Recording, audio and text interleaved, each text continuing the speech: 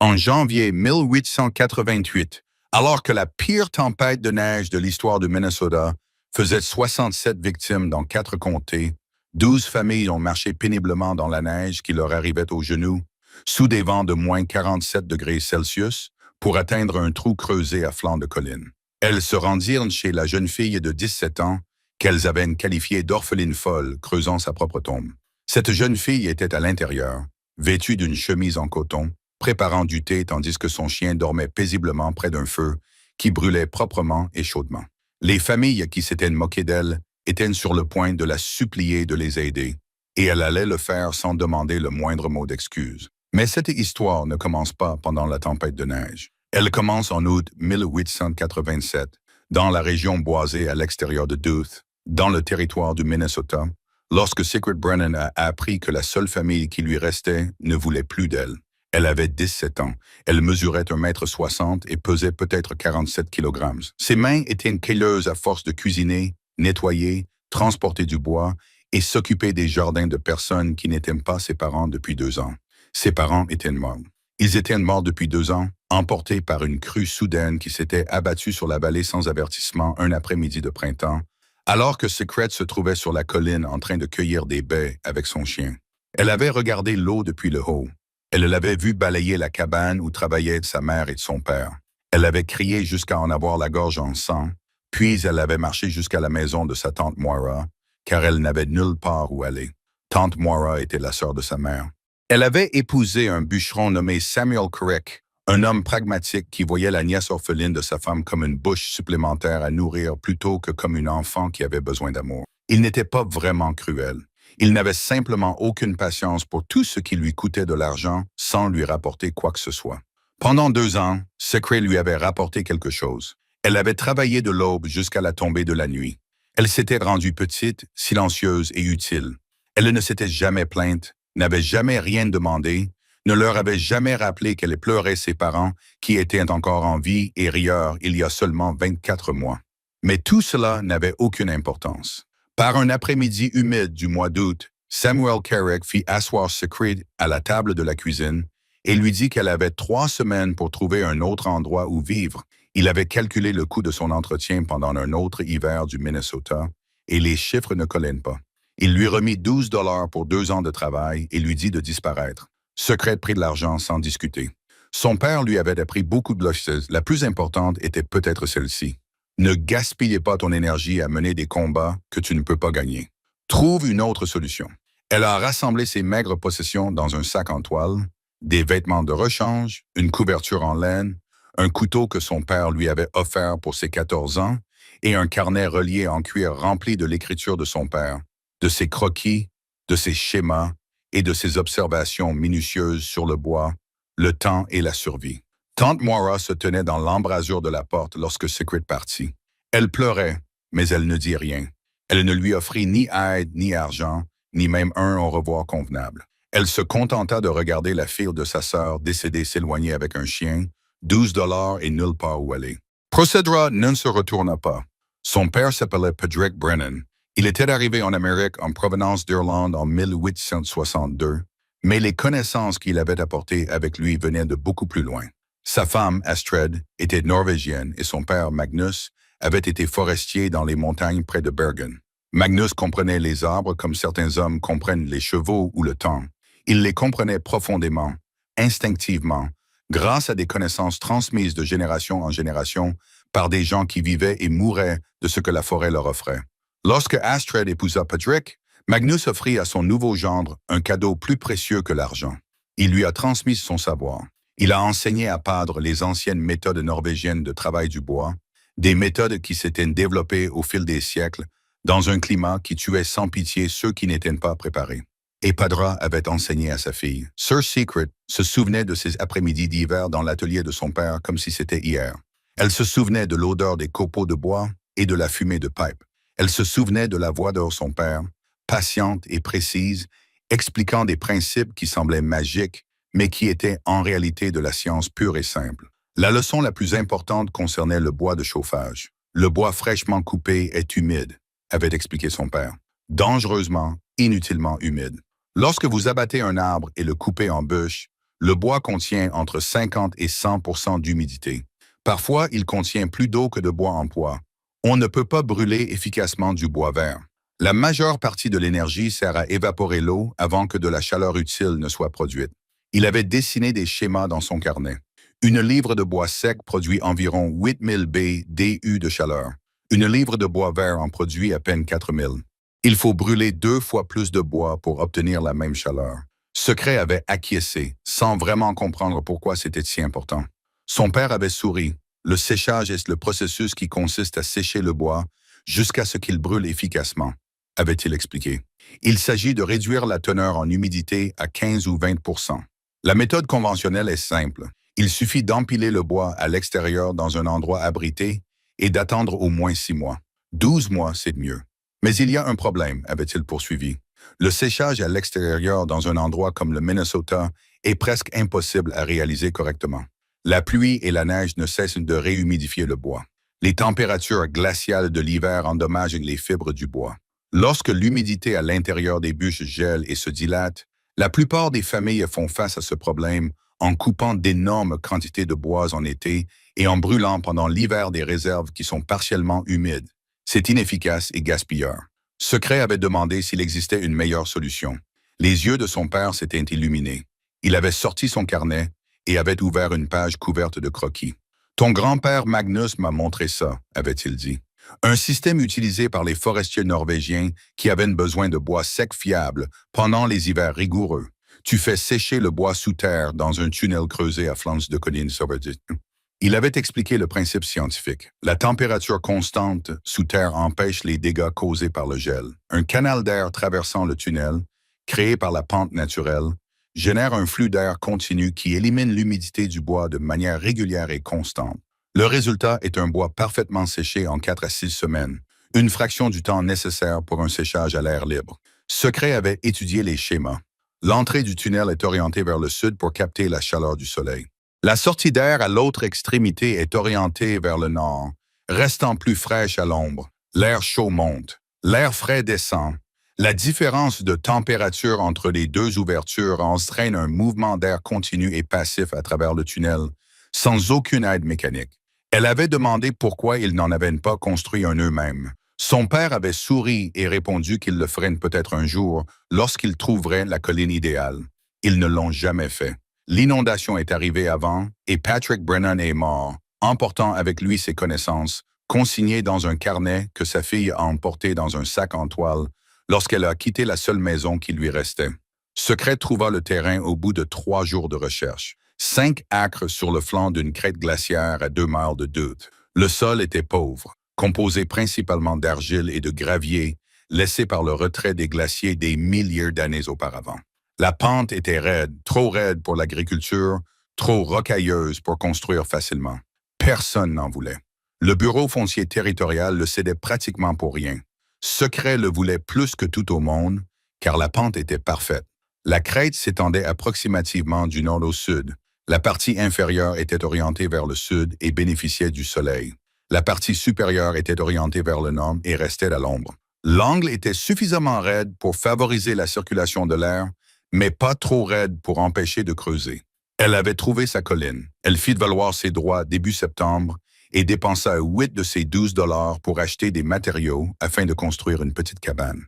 Les 4 $ restants devaient lui permettre de passer l'hiver.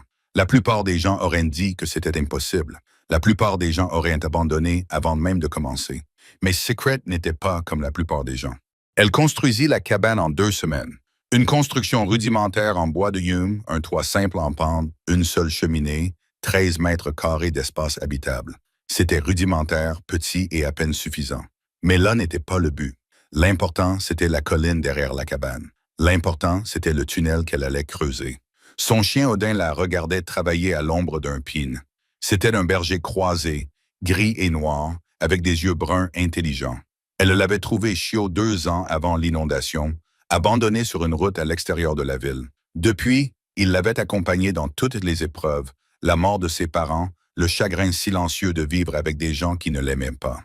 Au moment où elle avait quitté la maison de tante Moira avec pour seul bagage un sac, un cahier et un plan désespéré, Odin était la seule famille qui lui restait. Elle lui parlait pendant qu'elle travaillait. Elle lui parlait du tunnel qu'elle allait construire. Elle lui parlait des schémas de son père, des connaissances de son grand-père et de la façon dont le bois devait respirer pour sécher correctement. Odin l'écoutait, la tête penchée, comme s'il comprenait chaque mot. Peut-être était-ce le cas. Que feriez-vous si vous aviez 17 ans, seul au monde avec 12 dollars et une connaissance que tout le monde trouvait folle? Feriez-vous confiance à ce que votre père vous a enseigné? Ou écouteriez-vous ceux qui disent que c'est impossible? Les fouilles ont commencé début octobre, lorsque les feuilles ont pris une teinte dorée et que les premiers signes de l'hiver ont rafraîchi l'air matinal.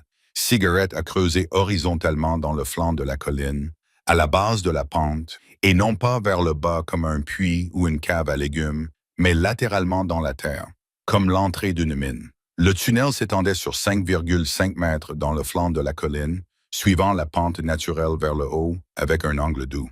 Le till glaciaire du Minnesota qu'elle creusait était un mélange d'argile, de sable, de gravier et de rochers occasionnels. Plus dur que de la terre meuble, mais plus mou que de la roche solide. Elle utilisait une lourde bêche et une pioche, travaillant méthodiquement à travers le matériau. Chaque pelleté pesait peut-être 5 à 7 kg. Chaque mètre de tunnel nécessitait d'enlever environ 0,8 mètres cubes de terre. Des centaines de pelletés individuelles. Le travail était brutal. Secret pesait 105 livres. Elle n'avait jamais rien fait d'aussi exigeant physiquement de toute sa vie. Elle travaillait de l'aube au crépuscule. Le soir venu, ses mains étaient à vif et ensanglantées. Son dos lui faisait atrocement mal.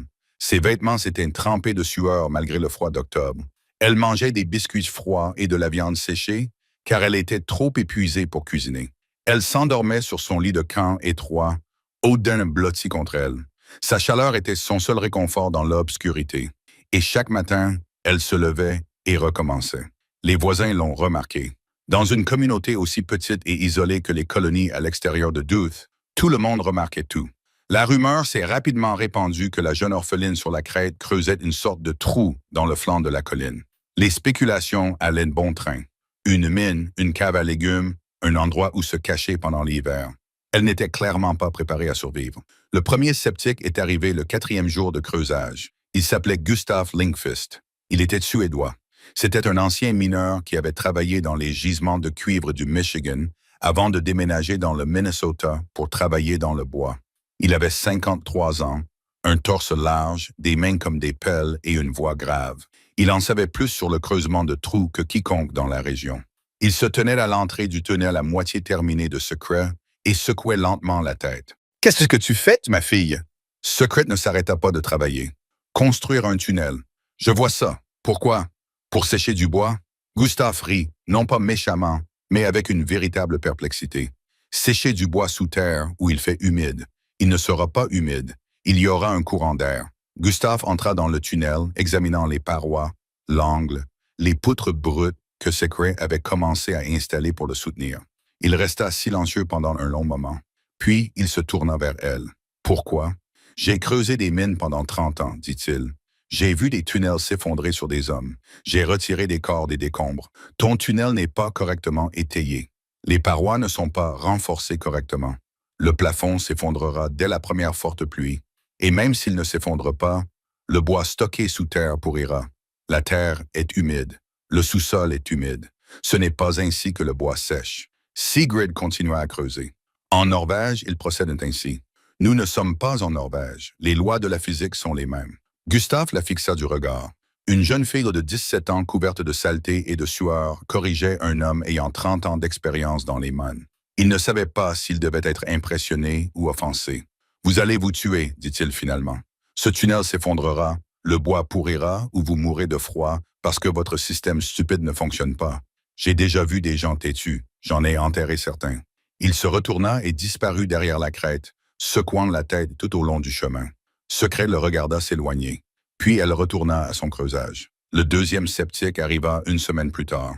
Elle s'appelait Margareta Hollad et était la femme la plus puissante du territoire. Son mari, Henrik, possédait la plus grande scierie de Duluth. Il vivait dans une belle maison avec des fenêtres en verre et une cuisine convenable. Margareta organisait les activités sociales de l'Église, les collectes de fonds et les réunions communautaires. Quand elle parlait, les gens écoutaient. Elle n'était pas venue seule. Elle avait amené 5 autres femmes de la région, Toutes étaient vêtues de robes en laine propre. Toutes regardaient les vêtements boueux et la cabane rudimentaire de Secret avec des expressions mêlant pitié et dédain. Margaret avait 46 ans, les traits anguleux, des mèches grises dans ses cheveux foncés et des yeux qui ne manquaient rien. Elle avait connu la mère de Secret, Astrid, avant le déluge. Elles n'étaient pas des amies proches, mais elles étaient assez amicales. Cette histoire donnait à ce qu'elle s'apprêtait à dire un air presque inquiet. Presque. Nous sommes venus voir comment tu t'installais, dit Margaret, les yeux balayant la propriété. Les femmes de la communauté veillent sur les leurs. Secret se tenait à l'entrée du tunnel, une pioche à la main, le visage maculé de saleté. Je m'installe bien. Nous n'avons pas pu nous empêcher de remarquer que tu n'as pas de bois de chauffage. Margaret fit un geste vers le sol nu autour de la cabane. Chaque ferme a besoin d'un tas de bois. L'hiver approche. Où est votre bois? Dans le tunnel, les femmes échangèrent des regards. L'expression de Margaret se durcit. Dans le tunnel, le trou que vous creusez dans le flanc de la colline. Oui, montrez-nous. Sigrid les conduisit à l'entrée du tunnel. Il était presque terminé. 5,5 mètres de profondeur, 1,8 mètres de largeur à la base, 1,7 mètres de hauteur. Les parois étaient recouvertes de planches de bois brut. Des étagères pour stocker le bois étaient installées des deux côtés. L'extrémité était encore en cours de finition, mais la structure de base était claire. Les femmes regardèrent à l'intérieur. Elles virent de la terre, du bois et des ombres. Elles ne virent pas de piles de bois. Margaret se tourna vers Secret. Son expression n'était plus inquiète. Elle était compatissante. « Mon enfant, dit-elle, je ne sais pas ce que tu penses construire, mais je vis dans cette région depuis 23 ans. J'ai survécu à des hivers qui ont tué des hommes forts, et je n'ai jamais vu personne essayer de stocker du bois de chauffage dans un trou dans le sol. Ce n'est pas un lieu de stockage. Oh, c'est pour le séchage. Le séchage. » La voix de Margaret s'éleva. « Le bois ne sèche pas sous terre. Sous terre, c'est humide. Sous terre, c'est mouillé. Le bois va moisir, puis pourrir, et en janvier, tu n'auras plus qu'un tunnel rempli de bouillie inutile tandis que tu mourras de froid dans cette cabane pitoyable. » Les autres femmes acquiescèrent. L'une d'elles murmura quelque chose à propos d'appeler la tante de la pauvre fille. Margaretti s'approcha de Secret. « Ta mère était une femme bien. Elle ne voudrait pas que tu meures à cause d'une idée stupide qui t'est venue à l'esprit. Laisse-nous t'aider. Nous pouvons te trouver du travail en ville. Un endroit où loger.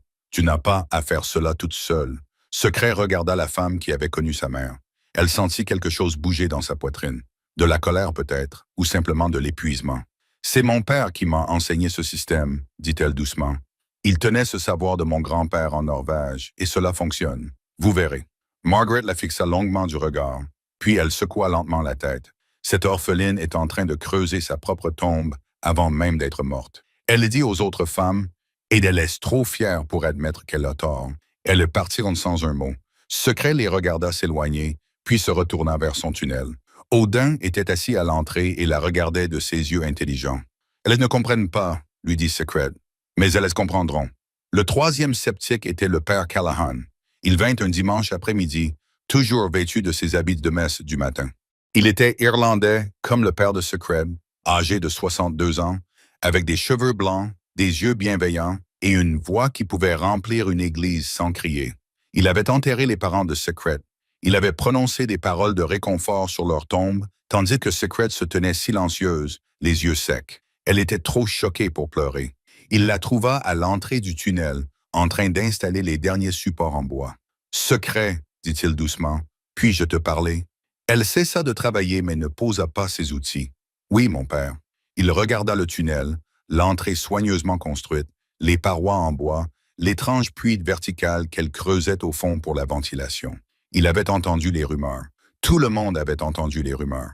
L'orpheline construisait une sorte de réserve souterraine qui n'avait aucun sens. « Les gens s'inquiètent pour toi, dit-il. Je sais. Ils disent que tu construis quelque chose d'inhabituel, quelque chose qui ne peut pas fonctionner. » Secret essuya la sueur de son front. « Ça fonctionnera. » Le père Callahan resta silencieux pendant un moment. Il avait connu Patrick Brennan. Il avait respecté cet homme, même si Patrick n'assistait pas à la messe aussi souvent que le père l'aurait souhaité. Patrick était pragmatique et intelligent, et n'était pas enclin aux idées folles. « Mais ce tunnel, il y a quelque chose que je dois te dire, mon enfant, et je te le dis avec amour. » Il fit une pause, choisissant ses mots avec soin. « Parfois, lorsque nous perdons les personnes que nous aimons, nous devenons désespérés. Nous nous accrochons à ce qu'ils nous ont enseigné, à ce en quoi ils croyaient, même lorsque cela n'a pas de sens. C'est naturel, c'est humain, mais cela peut aussi être dangereux. Sigrid serra les mâchoires. Mon père n'était pas stupide. Non, il ne l'était pas. Mais il n'était pas non plus ici, dans le Minnesota, à cet endroit précis. Ce qui fonctionne en Norvège ne fonctionne peut-être pas ici. Ce que ton grand-père savait des forêts de l'autre côté de l'océan ne s'applique peut-être pas aux forêts d'Amérique. Les lois de la physique sont les mêmes partout. Père, soupira le père Callahan. Il avait essayé. Il voyait bien que continuer à insister ne ferait que la rendre encore plus obstinée. Je prierai pour toi, dit-il. Je prierai pour que tu trouves la sagesse avant que l'hiver ne t'atteigne. Il la bénit et s'éloigna. Secret resta longtemps à l'entrée du tunnel après son départ. Elle serrait le carnet de son père dans ses mains. Elle l'ouvrit à la page contenant les schémas du tunnel. L'écriture de son père remplissait les marges. Des notes sur la température, des notes sur la circulation de l'air, des notes sur les erreurs commises par d'autres personnes et sur la manière de les éviter.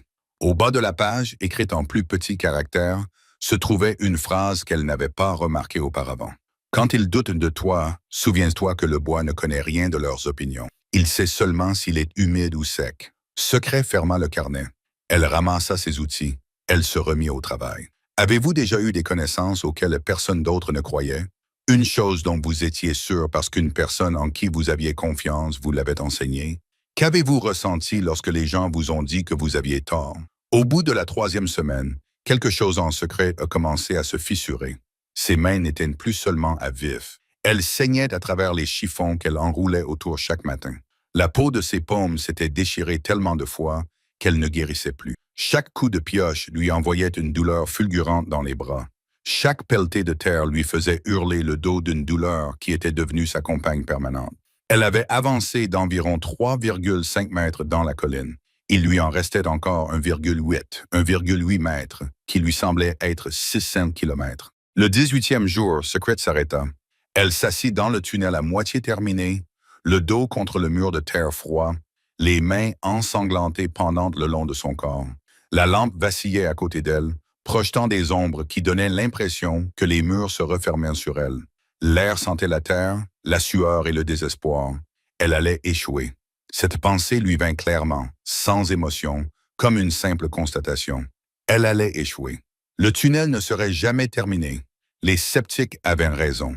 Elle allait mourir de froid dans sa cabane rudimentaire, et tout le monde secourait la tête en disant qu'il l'avait prévenue. Odin apparut à l'entrée du tunnel.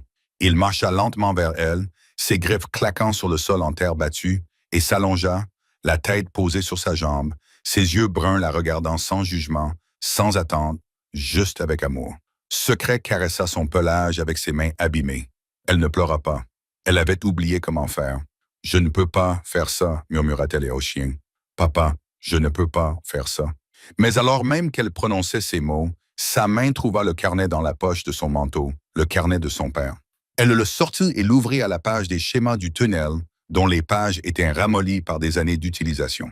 Et là, au bas de la page, écrite en si petits caractères qu'elle ne l'avait jamais remarqué auparavant, se trouvait une phrase écrite de la main soignée de son père. « Quand le travail s'arrête, souviens-toi que le bois le plus dur était autrefois la graine la plus tendre. Patience, ma fille. » Secret fixa ces mots. Son père les avait écrits. Son père qui n'avait jamais construit le tunnel dont il rêvait. Son père qui était mort avant de pouvoir voir si ses connaissances fonctionneraient. Il avait écrit ces mots en sachant qu'un jour, sa fille en aurait besoin. En sachant qu'un jour, elle serait assise dans l'obscurité, ensanglantée et épuisée, prête à abandonner. Ce qu'il avait cru en elle. Même alors, avant même sa naissance, même depuis l'au-delà, quelque chose changea dans le cœur de Secret. Pas exactement de la force, quelque chose de plus calme que cela, quelque chose qui ressemblait à la paix. Elle ferma le cahier, elle prit la pioche, elle se leva sur ses jambes tremblantes d'épuisement et recommença à creuser. Le tunnel fut terminé fin octobre. Long de 5,5 mètres, il était creusé dans la colline selon un angle légèrement ascendant. Les murs et le plafond étaient en bois. Une porte solide était installée à l'entrée, orientée vers le sud pour capter la chaleur du soleil hivernal. Un puits vertical de 20 cm se trouvait à l'autre extrémité, s'élevant à 1,20 m au-dessus du sol pour déboucher sur le versant supérieur, orienté vers le nord pour rester frais à l'ombre. Deux ouvertures, l'une chaude, l'autre fraîche. La différence de température permettrait à l'air de circuler en continu dans le tunnel, jour et nuit, sans aucune aide mécanique. Secret a testé le système avant d'y charger du bois. Elle a allumé un petit feu près de l'entrée inférieure et a observé. La fumée s'est infiltrée dans le tunnel, s'y est déplacée lentement mais régulièrement, et est ressortie par l'évent supérieur sur le versant de la colline. Le flux d'air était réel, doux, peut-être de quelques centimètres par seconde, mais continu et constant. Elle commença immédiatement à remplir le tunnel. Couper des arbres sur la crête était un travail difficile. Traîner les troncs jusqu'à l'entrée était encore plus difficile, mais elle avait déjà fait des travaux pénibles auparavant. Elle avait fait des travaux pénibles toute sa vie. La différence maintenant, c'était que ce travail avait un but. Ce travail avait un sens. Il s'agissait de construire quelque chose dont son père avait rêvé et qu'il n'avait jamais pu voir. Elle chargea environ 2 cordes de bois vert sur les étagères à l'intérieur du tunnel. Des troncs fraîchement coupés, lourds d'humidité, dégoulinant pratiquement de sève. Les sceptiques auraient ri s'ils avaient pu les voir. Du bois vert et un trou dans le sous-sol attendant de pourrir. Secret ferma la porte, laissa l'évent supérieur ouvert et attendit. Les 2 premières semaines, rien de visible ne se produisit. Les bûches restèrent dans le tunnel, vertes et lourdes, exactement comme lorsqu'elle les avait transportées. Secret vérifiait tous les quelques jours. Elle ouvrait la porte d'entrée, passait la main dans le tunnel, touchait la surface des bûches, toujours humide, toujours lourde, toujours verte. Mais quelque chose se passait qu'elle ne pouvait pas encore sentir. L'air qui circulait dans le tunnel emportait l'humidité de la surface du bois, une couche invisible à la fois. La température constante à l'intérieur, autour de 40 degrés Celsius, sans jamais geler ni se réchauffer, signifiait que l'humidité s'évaporait à un rythme régulier. Les fibres du bois ne se contractaient pas et ne se dilataient pas avec les variations de température. L'humidité s'en allait proprement, régulièrement, sans causer de dommages. À la fin de la 3e semaine, Secret remarqua le changement. Elle tendit la main dans le tunnel et toucha une bûche. La surface était plus sèche, pas sèche, mais nettement moins humide qu'auparavant. L'odeur avait également changé. L'odeur âcre de la sève verte s'estompait, remplacée par l'odeur plus chaude et boisée du bois en train de sécher. À la 4e semaine, la transformation était indéniable. Les bûches avaient perdu beaucoup de poids. Elle pouvait le constater en soulevant une extrémité. La surface était sèche au toucher. Le bois avait pris la couleur plus claire du bois séché. Sigrid fendit une bûche avec sa hache pour vérifier l'intérieur. La coupe transversale montrait un bois qui était peut-être à 60% de son séchage complet. À la 6e semaine, le bois était prêt. Elle fendit une bûche pour tester et approcha une allumette d'un copeau. Il s'enflamma immédiatement. La flamme était propre et chaude. Rien à voir avec le feu crépitant et fumant que produisait Greenwood. Son père avait eu raison sur tout. Sigrid transporta les bûches sèches dans sa cabane.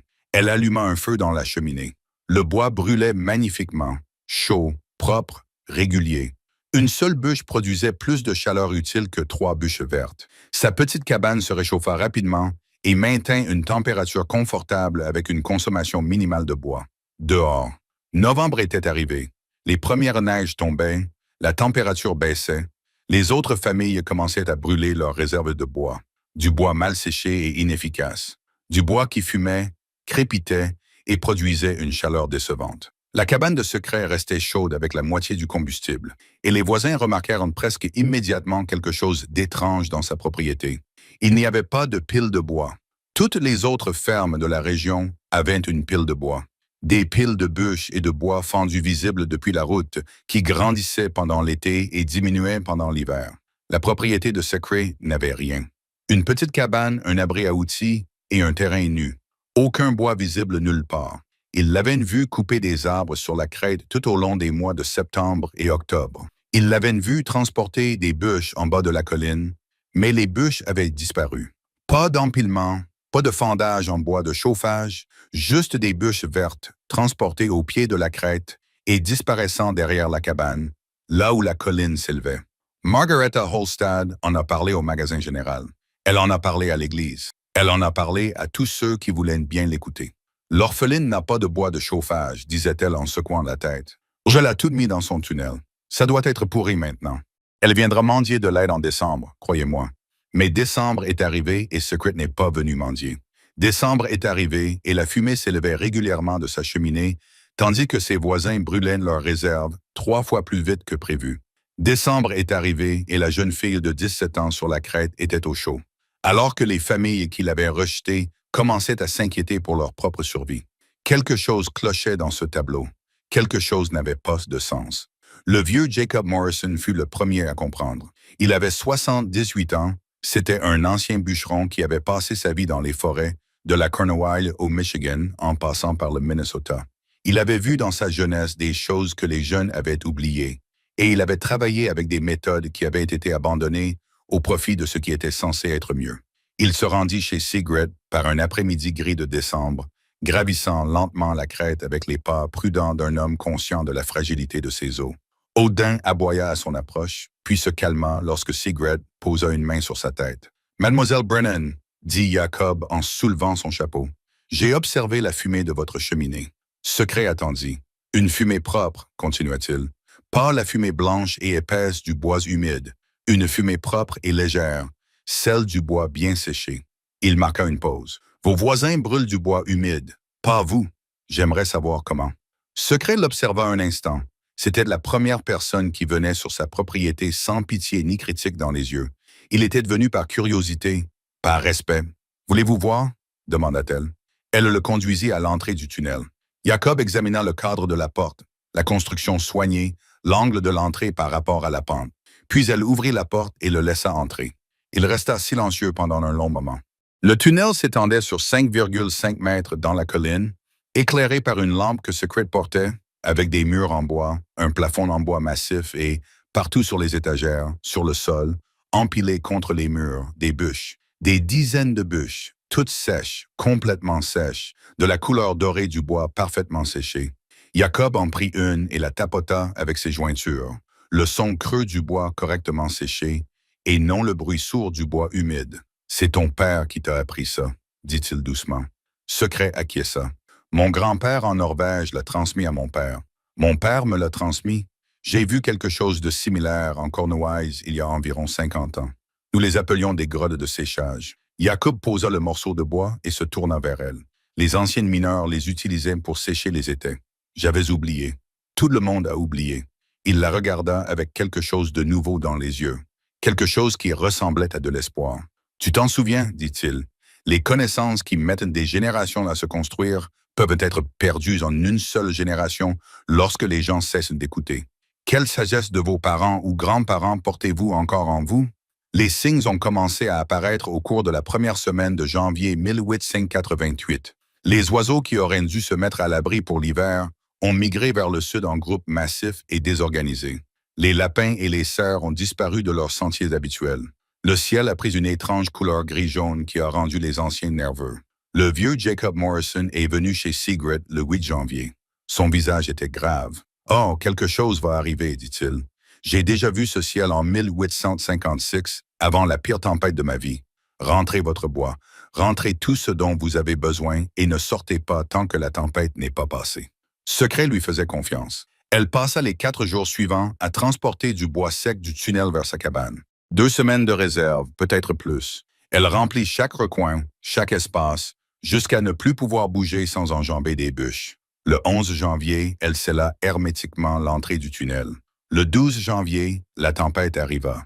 Elle commença comme beaucoup de tempêtes hivernales. La neige tombait régulièrement le matin, le vent se levait vers midi, la visibilité diminuait au cours de l'après-midi.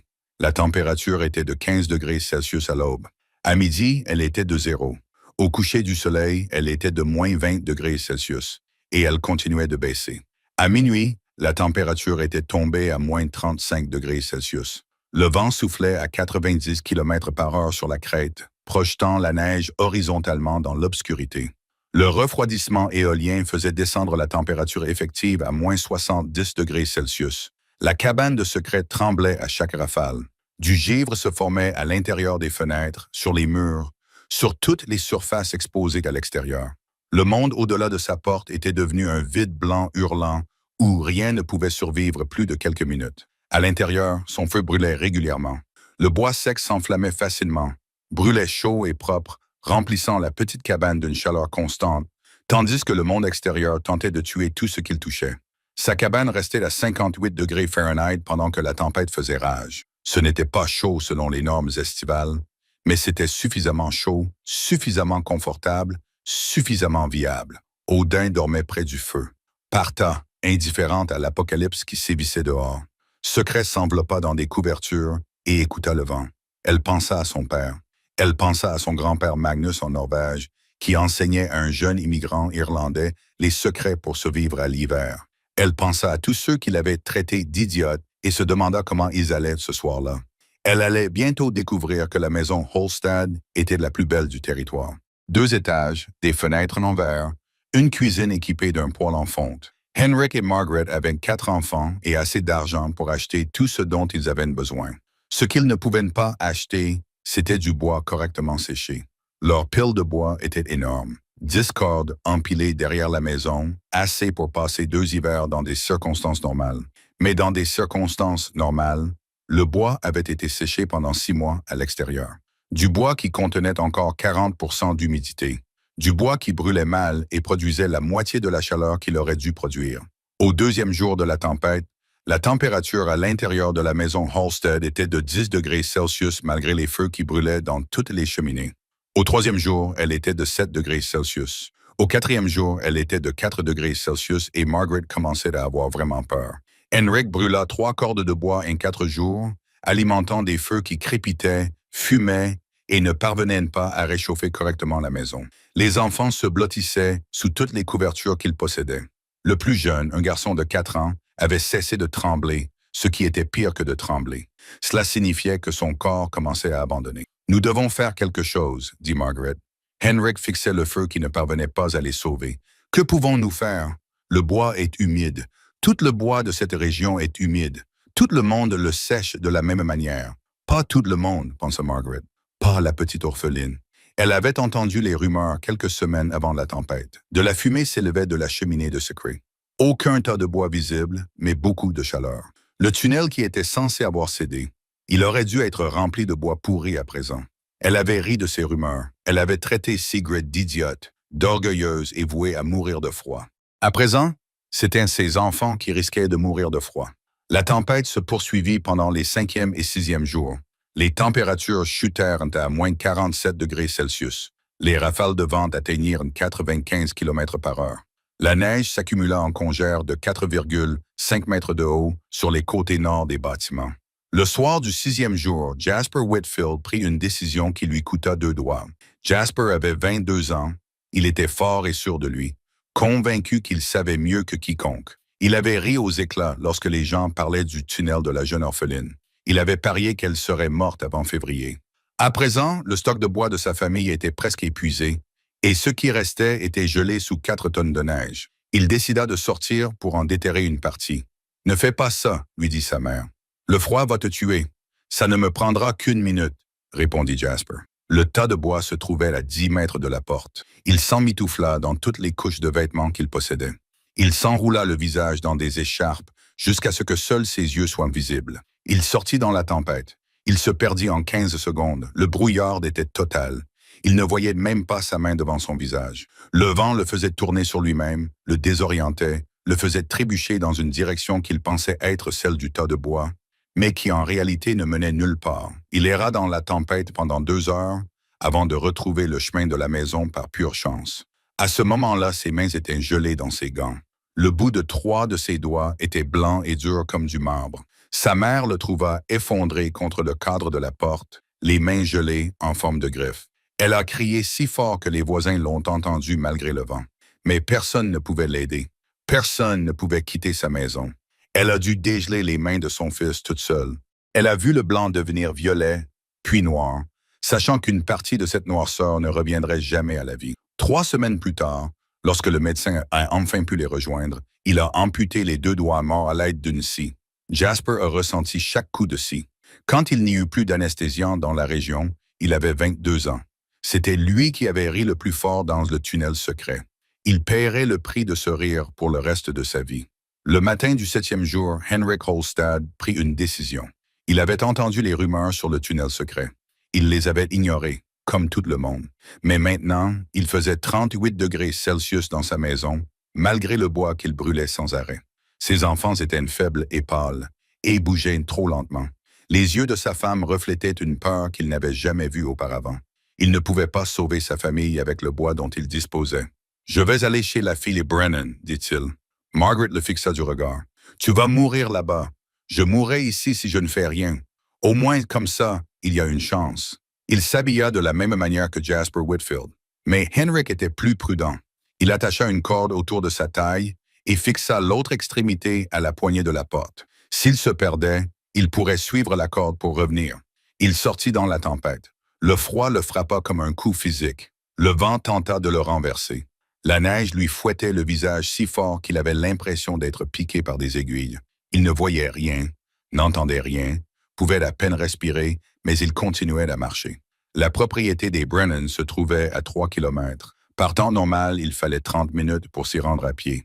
Dans cette tempête, il fallut près de 3 heures à Henrik. Il tomba 11 fois. Il se perdit 2 fois et dut rebrousser chemin. Ses pieds s'engourdirent, puis ses mains, puis son visage. Quand il atteignit la cabane sur la crête, il était à peine conscient. Il ne sentait plus ses extrémités. Il ne pouvait plus former de pensées cohérentes. Il ne pouvait qu'avancer en titubant, un pas après l'autre, en suivant la faible lueur du feu à travers la neige. Il s'effondra contre la porte de secret. Elle l'ouvrit immédiatement, comme si elle l'attendait. Elle le saisit sous les bras et le traîna à l'intérieur. Elle lui retira ses gants gelés, son manteau recouvert de glace, ses bottes qu'il fallut lui enlever centimètre par centimètre. « Combien d'autres ?» demanda-t-elle. Henrik essaya de parler. Sa mâchoire ne fonctionnait plus correctement. Ses dents claquaient si fort qu'il se mordit la langue. « Combien de familles sont en danger ?» Il leva les doigts. 10, peut-être plus. Sigrid regarda Odin. Le chien était déjà à la porte. Prêt. « Repose-toi ici, dit-elle à Henrik. Quand tu pourras bouger, je te montrerai le tunnel. Ta famille et tous ceux qui en ont besoin peuvent prendre autant de bois qu'ils peuvent emporter. » Henrik la fixa du regard. Cette fille qui avait été moquée, rejetée et traitée d'idiote, cette orpheline de 17 ans qui avait construit quelque chose qu'aucun d'entre eux ne comprenait. Pourquoi? Parvint-il à articuler d'une voix rauque. Secret le regarda avec les yeux de son père. Parce que c'est à cela que sert le bois, répondit-elle. Quand as-tu vu quelqu'un rendre la gentillesse pour la cruauté? Que faut-il faire pour aider ceux qui ont douté de toi? Les mots se propagèrent à travers la tempête comme un feu dans l'herbe sèche. La fille Brennan a du bois. La fille Brennan a de la chaleur. Le tunnel dont tout le monde se moquait est rempli de bois sec, tandis que nous autres grelottons de froid. Ils sont d'abord arrivés par petits groupes. Henrik est revenu avec sa famille. Tous émitouflés au point d'être méconnaissables, ils trébuchaient dans la neige, formant une chaîne humaine reliée par une corde. Gustav Lingfist est arrivé ensuite, le mineur suédois qui avait dit à Secret que son tunnel s'effondrerait. Son visage était gris de froid et d'autres choses, de la honte peut-être ou de l'incrédulité. 8 familles avaient trouvé refuge dans la cabane de Secret à la fin du 7e jour. Lorsque le soleil s'est levé le 8e jour, 4 autres les avaient rejoints. Au total, 37 personnes s'entassaient dans une cabane de 42 mètres et un tunnel de 5 mètres. Ils avaient apporté toute la nourriture qu'ils avaient. Ils avaient apporté des couvertures, leurs enfants, leurs chiens et les expressions hantées de personnes qui venaient d'apprendre que tout ce qu'elles savaient était faux. Secret leur donna du bois sans poser de questions. Elle ne demanda ni paiement ni excuse. Elle ouvrit simplement la porte du tunnel et les laissa prendre ce dont ils avaient besoin. Les bûches de saison brûlaient chaudement et proprement dans leurs mains gelées.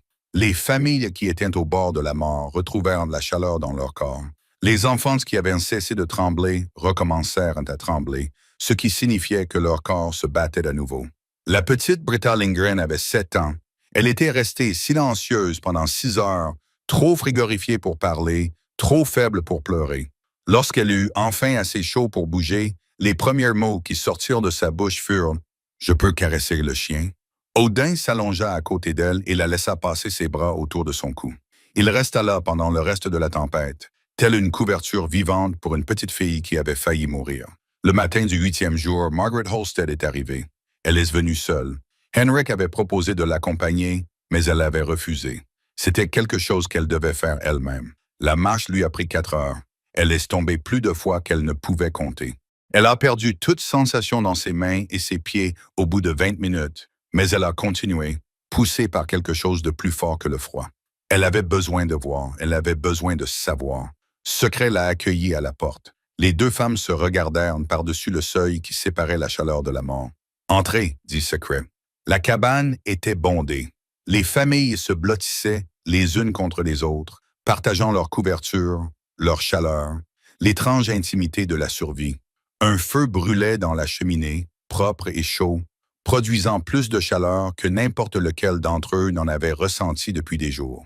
Margaret regarda autour d'elle les personnes qu'elle connaissait, celles qui avaient écouté ses critiques à l'égard de cette fille, celles qui avaient acquiescé lorsqu'elle avait traité Secret d'imbécile. Elles étaient en vie grâce à cet imbécile. « Montre-moi », dit Margaret doucement, « montre-moi le tunnel. » Secret la conduisit dehors jusqu'à l'entrée dans le flanc de la colline. Elle ouvrit la porte et laissa Margaret entrer. Le tunnel s'étendait sur 5,5 mètres sous terre, bordé de bois et de fils métalliques solides, rempli de rangées de bois parfaitement séchés. Margaret prit une bûche et en évalua le poids. Légère, sèche, de la couleur d'un bon bois de chauffage qui avait séché pendant 1 an à l'extérieur. Mais ce bois était vert il y a 6 semaines. Elle le savait parce qu'elle avait vu Secret transporter des bûches fraîchement coupées dans ce tunnel en octobre. Elle en avait ri avec ses amis. Elle avait dit que le bois pourrirait. Elle avait dit que la fille gèlerait. Elle s'était trompée sur tout. Margaret reposa lentement le bois. Elle se tourna vers Secret, la jeune fille de 17 ans qui avait perdu ses parents dans une inondation. La jeune fille de 17 ans qui avait été chassée par son oncle avec 12 $ et nulle part où aller. La jeune fille de 17 ans qui s'était souvenue de ce que son père lui avait enseigné et avait construit quelque chose qu'aucun d'entre eux ne comprenait. « Pourquoi j'avais tort ?» dit Margaret. Sa voix se brisa sur ces mots. « Je t'ai traité d'idiote. J'ai dit à tout le monde que tu mourrais. J'ai ri de ce que tu construisais. » Elle fit une pause, luttant pour garder son sang-froid. « J'avais tort surtout. » Secret la regarda longuement. Elle repensa à toutes les fois où elle avait voulu que quelqu'un lui dise ces mots. Toutes les fois où elle avait voulu prouver que les sceptiques avaient tort. Toute la colère qu'elle avait ravalée lorsqu'il se moquait des connaissances de son père. La colère avait désormais disparu. Il ne restait plus qu'une sorte de paix fatiguée. « Mon père m'a enseigné, dit-elle simplement. Son savoir venait de mon grand-père. Eux non plus n'étaient pas des imbéciles. » Margaret acquiesça. Des larmes gelaient sur ses joues, mais elle ne les essuya pas. « Pouvez-vous nous enseigner ?» demanda-t-elle. « Quand la tempête sera passée, pouvez-vous nous enseigner comment construire ces tunnels ?» Secret sourit pour la première fois depuis des semaines. « Mon père n'a jamais fait payer ses enseignements, dit-elle. Je ne le ferai pas non plus. » Le père Callahan arriva le 9e jour, quelques heures avant que la tempête ne se calme enfin. Il était resté en ville pendant le pire de la tempête, s'occupant de ses fidèles, priant avec les familles qui craignaient de ne pas survivre à la nuit. Il avait entendu dire que des gens se rendaient à la propriété des Brennan. Il avait entendu dire que le tunnel de la jeune orpheline sauvait des vies. Il était venu voir par lui-même. La marche avait failli le tuer. Il avait 62 ans et n'était pas fait pour marcher dans la neige jusqu'à la taille par une température de moins 40 degrés Celsius. Quand il arriva à la cabane sur la crête, ses lèvres étaient bleues et ses yeux vitreux. Secret le fit entrer et l'enveloppa dans des couvertures près du feu. Elle lui donna du thé chaud qu'elle avait préparé presque sans interruption pendant 2 jours. Elle ne dit rien de sa visite en octobre, lorsqu'il avait suggéré que les connaissances de son père relevaient d'un désespoir insensé. Le père Callahan se réchauffa lentement. Il regarda les visages qui se pressaient dans la petite cabane. Il reconnaissait la plupart d'entre eux. Il avait baptisé certains, marié d'autres, enterré leurs parents. Ils étaient en vie parce qu'une jeune fille de 17 ans avait fait davantage confiance à son père décédé qu'à la communauté vivante. Lorsqu'il put à nouveau parler, il se tourna vers Sigrid. « Je suis venu m'excuser, dit-il. J'ai douté de vous. J'ai douté des enseignements de votre père. J'ai suggéré que vous vous accrochiez au chagrin plutôt qu'à la sagesse. » Il fit une pause, la voix rauque d'émotion. « J'avais tort. Pardonnez-moi. » Sigrid regarda le vieux prêtre. Elle pensa à son père, lui qui avait respecté cet homme même lorsqu'ils étaient en désaccord. Elle pensa à tous les enterrements que le père Callahan avait célébrés, à toutes les familles qu'il avait réconfortées, à tout le bien qu'il avait fait dans sa vie. « Il n'y a rien à pardonner, dit-elle. Vous vous inquiétiez pour moi. Ce n'est pas un péché. » Le père Callahan baissa la tête. Lorsqu'il la releva, ses yeux étaient humides. « Votre père était un homme bon, dit-il. Il serait fier de ce que vous avez fait. » Sigrid sentit quelque chose se briser dans sa poitrine. Quelque chose qu'elle retenait depuis le jour où elle avait vu le déluge emporter ses parents. Elle ne pleura pas, mais elle en était proche. Merci, murmura-t-elle. La tempête prit fin le 21 janvier. 9 jours de température constante de moins 47 degrés Celsius, 9 jours de vent à 90 km par heure et 9 jours de neige si épaisse que les gens se perdaient à 6 mètres de leur porte. Quand tout fut terminé, les survivants émergèrent dans un monde transformé. La neige atteignait par endroits 4,5 mètres d'épaisseur. Les bâtiments s'étaient effondrés sous son poids. Les animaux avaient gelé là où ils se trouvaient. Le paysage ressemblait à celui d'une autre planète, blanc, silencieux et parfaitement immobile. 67 personnes avaient trouvé la mort dans 4 comtés. Aucune d'entre elles ne se trouvait dans le tunnel secret. Dans le silence qui a suivi la tempête, que pensez-vous que chacun de ces survivants ressentait? De la gratitude? De la honte? Quelque chose de plus complexe? Le printemps est arrivé tard cette année-là, comme si la nature s'excusait pour ce qu'elle avait fait. Il a fallu attendre le mois de mai pour que la neige fonde complètement. Le sol était boueux et marqué par les tombes qui avaient dû attendre que la terre soit suffisamment molle pour être creusée. Ces 67 tombes dans 4 comtés, 67 familles en deuil, tandis que les oiseaux revenaient et que les arbres commençaient à bourgeonner. Mais la vie continuait. La vie continuait toujours. Henrik Holstad est venu chez Sigrid au début du mois de juin. Il a apporté du bois de sa cour, du bois de bonne qualité qu'il avait sélectionné lui-même. Il a apporté des outils, de la quincaillerie et tout ce dont elle aurait besoin pour construire une maison convenable. Je ne peux pas vous payer ce que je vous dois. Il a dit, vous avez sauvé ma famille. Vous avez sauvé la moitié des familles de ce territoire. Il n'y a pas de paiement pour cela, mais je peux vous donner ceci. Secret a regardé le chariot chargé de fournitures. Il valait plus que les 12 $ avec lesquels elle avait commencé. Il valait plus que tout l'argent qu'elle avait vu dans sa vie. Vous ne me devez rien, dit-elle. Je sais. Oh, c'est pour cela que je vous le donne. Elle construisit une nouvelle maison cet été-là, plus grande que la cabane, avec 2 chambres, une cuisine convenable et des fenêtres donnant sur la vallée en contrebas. Elle conserva la cabane d'origine comme bûcher. Elle laissa le tunnel exactement tel quel. Des familles vinrent de tout le territoire pour voir le tunnel qui les avait sauvés.